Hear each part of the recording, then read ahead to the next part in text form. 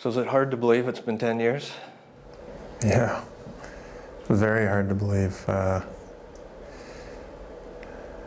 in a lot of ways it just seems like it was yesterday that I was playing, and then in other ways I feel like this has been going on for a long, long time. So it's a time for reflection when we come around on the anniversary of March 8th. So, but it's very hard to believe.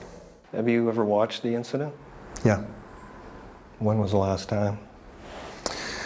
I watched it. The first time I watched it was from the hospital in Vancouver, and I've kind of watched it whenever it's, maybe around these times when it's the anniversary of March 8th,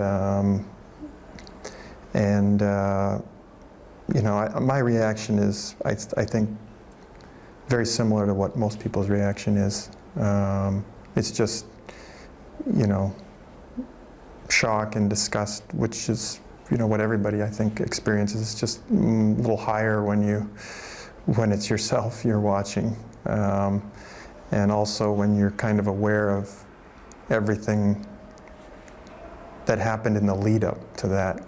You're in disbelief. What is your health like right now? I still have a bunch of things, but headaches and lower energy than I used to, and requiring more sleep, things like that. But I just manage those the best I can, and I really focus on, the positive and focus on the remarkable recovery that I've had and all the things that I can do. Obviously, it's hard not to think about the most important thing that I can't do, which is play, and so that's something that's obviously it's been 10 years, and I was expecting to be playing right now.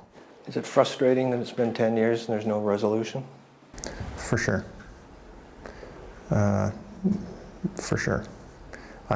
It's still hard to believe, even when you say that 10 years later, it's not resolved. But I guess a lot of people saw what happened, and maybe they haven't seen what's been going on since. But the fact that I've tried every day for this to be over as quickly as possible, and yet here we are 10 years later and we're not even at trial. Do you think it's been calculated that this has dragged out as long as it has? Well, I think the other side has a lot of money, and I don't. I think that they're aware of that.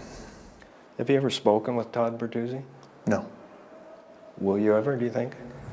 I don't know. I don't give it much thought. There are people out there, undoubtedly, who are of the opinion that Steve Moore should just suck it up, that what happened might be part of the game, and that it's not something that should be dealt with outside of the arena, if you will. What would you say to those people? I've never heard that, certainly not from anybody inside the game. I don't think,